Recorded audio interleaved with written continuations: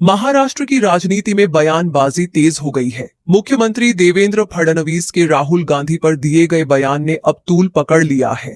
एक कार्यक्रम के दौरान फडणवीस ने कांग्रेस नेता राहुल गांधी पर निशाना साधते हुए कहा था कि राहुल गांधी जनता के लिए नहीं बल्कि अपने अस्तित्व के लिए राजनीति कर रहे हैं और अपनी असफलताओं को छिपाने के लिए माहौल बना रहे हैं। अब इस बयान पर कांग्रेस के पूर्व प्रदेश अध्यक्ष नाना पटोले ने कड़ा विरोध जताया है। नाना पटोले ने कहा कि राहुल गांधी की हार जनता की वजह से नहीं बल्कि चुनाव आयोग की गलत नीतियों के कारण होती है। पटोले ने मुख्यमंत्री पर भी निशाना साधते हुए कहा कि अगर नरेंद्र मोदी और फडणवीस में दम है तो बैलेट पेपर से चुनाव कराकर दिखाएं, तभी असली लोकप्रियता किसकी है ये सामने आएगी। राहुल गांधी ने बोला है कि मेरी जो लड़ाई है वो बीजेपी और राष्ट्रीय स्वयंसेवक की विचारधारा से है। इसको कैसे देखते हैं? देखिए, राहुल गांधी की लड़ाई ये केवल खुद के अस्तित्व की लड़ाई है। उनकी लड़ाई ये केवल लगातार जो उनको हार मिल रही है उसमें से अपने नेतृत्व को कैसे बचाए। और आज कांग्रेस पार्टी में अंदरूनी तरीके से बहुत बड़े पैमाने पर ये हमको जीत दिला नहीं सकते, इनको हटाया जाए, इस प्रकार का एक बहुत बड़ा माहौल तैयार हो रहा है।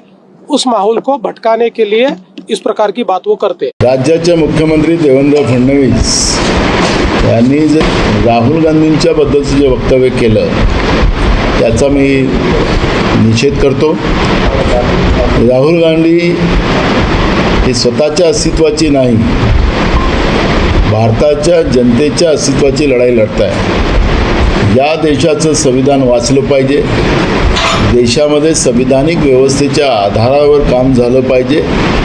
ही लढाई राहुल गांधीजी लढत असताना ते त्यांच्या स्वतःच्या व्यक्तिगत अस्तित्वाची लढाई लढते आहे, अशा पद्धतीची भूमिका त्यांनी आज मांडलेली आहे। त्याच्यात सांगितले की त्यांच्या नेतृत्वात काँग्रेसचा पराजय होत आहे। खरं तर काँग्रेसचा पराजय हे राहुल गांधीच्या नेतृत्वामुळे नाही, राहुल गांधींच्या बरोबर महाराष्ट्रातली देशातली सगळी जनता त्यांच्या बरोबर आहे। पण निवडणूक आयोगाच्या भरोशावर हे जे की भाजपची निवडणूक जिंकते आहे, जनतेचे मतं चोरून बेईमानीने निवडून येणारी जी भाजप, राज्यामध्ये आज देवेंद्र फडणवीस जे मुख्यमंत्री आहेत ते बेईमानीनं निवडणूक आयोगाच्या बेईमानीमुळे ते मुख्यमंत्री झालेले आहेत। त्यांच्यामध्ये दम असेल, त्यांचे नेते नरेंद्र मोदीमध्ये दम असेल तर देशामध्ये बायलेटवर निवडणुका घेऊन दाखवाव्या, म्हणजे राहुल गांधीच्या नेतृत्वात देशाची जनता त्यांच्याबरोबर आहे की नरेंद्र मोदी बरोबर आहे हे त्यांना दिसेल। पण बेईमानीने निवडून येणाऱ्या लोकांनी राहुल गांधीसारख्या प्रामाणिक देशासाठी लढणाऱ्या व्यक्तीच्याबद्दलचं या पद्धतीचे आरोप करणं हे धांदंद खोटं आहे।